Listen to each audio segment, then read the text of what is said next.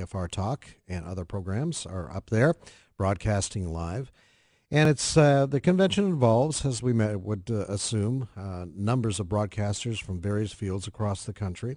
And also a big part of it is an exposition there that is having to deal with products that are involved with broadcasting.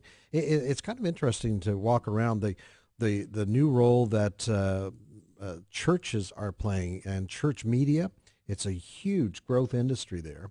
And so you have all the latest electronic doodads that are on sale. It's very sophisticated. Can't get enough of those doodads. Can't get enough of those.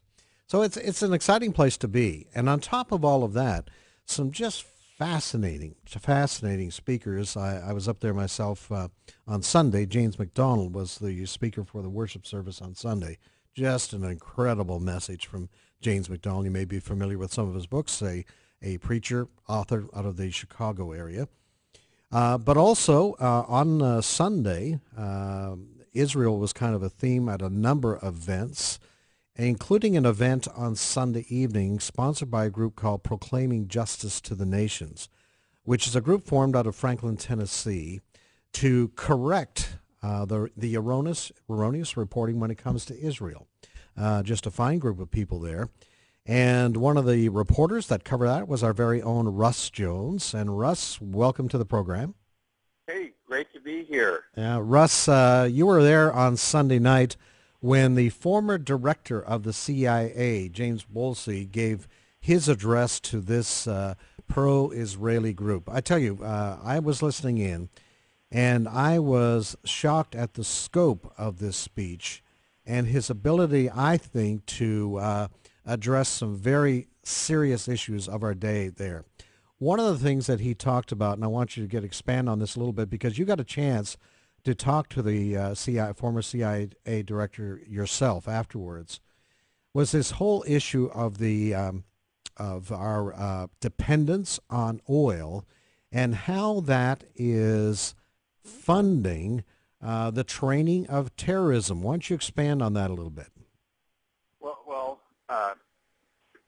Mr. Woolsey, you just absolutely nailed it. And I know you and I, Fred, talked about this just a little bit, that it was so encouraging to know that an official of such stature would have the positions that he has, and to be able to articulate them so well, because it doesn't happen very often that we actually hear someone within the government that nails it like he did. He likened the situation to salt, that once upon a time, salt was the key ingredient that helped to preserve meat.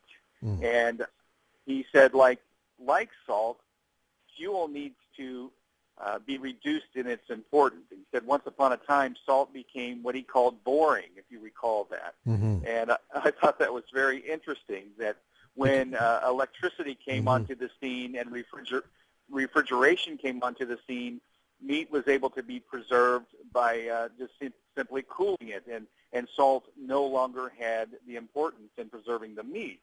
And likewise, he said oil needs to become boring. And I love the way he said that, in that our technology needs to advance and advance quickly to develop new alternatives for fuel, so we aren't dependent upon those nations who want to, frankly, obliterate us. Well, and in particular, I think he made note of Saudi Arabia. We import much of our oil, obviously from Arab territories, in particular Saudi Arabia. But Saudi Arabia, and we learned this in the wake of 9/11, has been a major proponent of teaching young Arab men Sharia law and jihad. And Wolseley, in his speech, this one particular aspect of the speech I will never forget. He says, when you worry about the threat of Islam, the next time you go to fill up your car or truck with gasoline, take a few seconds before you get out of the car to fill up that tank. Look in the mirror, and you are looking at the person, he said, that is helping these countries who are teaching terrorism out there, because your gas money going to these Arab countries is helping to fund.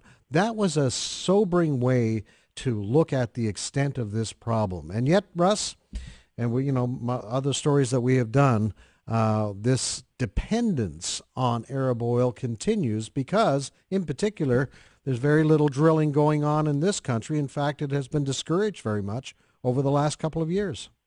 Right, and I think he even relied on Sarah Palin's comment, drill, baby, drill, and he says even if we do that to some extent, all roads lead through Saudi Arabia, and that alternative fuels was really the best way for us to break that dependence. And a matter of fact, this morning when I was getting gas for the rental car, I was very reluctant to move the rear view mirror towards my face because I'll never forget that now. Every time I get gas, I'm directly involved with the funding of terrorism, whether I like it or not. Russ, Ed Vitagliano here. I didn't hear James Woolsey in this speech, but did he give any, it seems like in reading, all of the alternative fuels or the alternative power grids and geothermal, wind, all these solar, they all have big downsides as well. Whether it would just require so many windmills, for example, to replace X percentage of electricity that it's really impractical, those kind of things.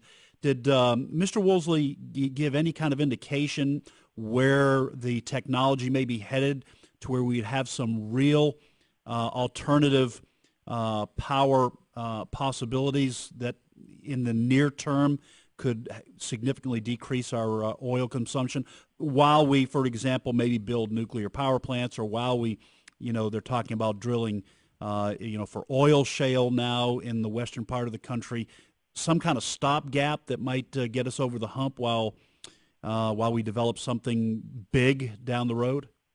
No, he really didn't get into that, and that's the problem. It's well and good to hear about coming up with alternative forms of fuel, but rarely do you hear the A, B, and C and the steps to get there.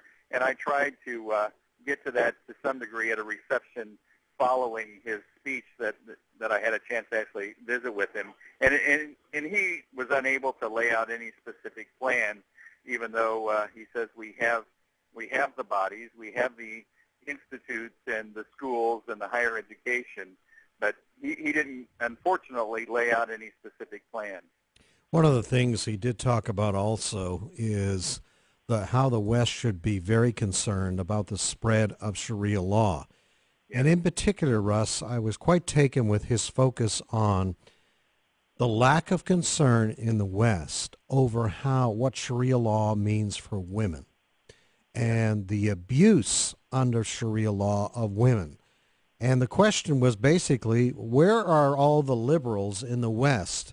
And under the guise of tolerance and political correctness, they would speak out normally if they felt a woman was being abused in this country by a conservative or whatever the case may be.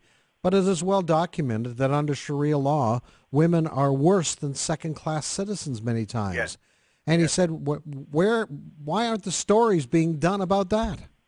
And we did get into that, and basically what we were talking about, remove religion from the conversation, and then ask the questions, where are the liberals and the feminist movement? They're nowhere to be seen. Even if you remove religion, they're nowhere to be seen. If you just take a look at the simple human rights violations and the abuses that are taking place with women, they're just nowhere. They're nowhere in the dialogue. Of course, being the director of the CIA, pardon me, he was very involved, obviously, at the time when the United States and Europe started promoting the idea of the two-state solution. He has started, and that's Israel and a Palestinian state. But as he pointed out also, and I think he probably made those points when he's the director of the CIA, Israel has about 1 million Arabs, most of them Muslims, living in Israeli territory. They're Israeli citizens. And he asked the question, all right, do you want a two-state solution? Would the Palestinian state allow 1 million Jews to live in those territories, let's say Jericho, that's under the control of the Palestinians right now? And he could never get an answer to that, but I think we can speculate what the answer would be. You've been Yes. to the Palestinian territories, Russ. I don't think Jewish people would be welcome there. Oh, absolutely not. And that was part of the reason why I was at that event, because they invited me to speak on my experience in the West Bank here this past summer in reporting as a guest of the government. And the Jews absolutely would not be welcome in those Palestinian territories. And what I learned is that the Arabs and the Palestinian Arabs, they actually seek and desire to work in the Jewish territories, the Israeli territories. Why? Because they know they can make more money. The Jews have become proficient at running well-oiled machines. Maybe bad choice of word there, but those areas are clean, they're safe, and they make more money in somewhere like the Jewish quarters of Jerusalem, which I find the irony lies in that. Many of them don't even want to work in their own areas because they can't make any money. Russ, just a few weeks after you finish up the convention there in Nashville, you are heading to Israel? Yes. Back again there for a visit, and I know you'll be doing some reporting there for us. Yes. Getting to talk to perhaps some government officials, we hope? Well, I'm hoping to talk to a mayor or two. This will be my fourth trip to the Holy Land, and, it's just one of those places that makes my heart beat fast, and get to the Western Wall and to see the Hasidic Jews at the wall just praying so passionately, and being able to just dispel the myths. And for me personally, this next trip to Israel, which is the end of March, in many ways it's going to redeem my experience. I'm hopeful for that it will redeem this trip to the West Bank, because it was just nonstop anti-Israel rhetoric from the moment I got there until the moment we left.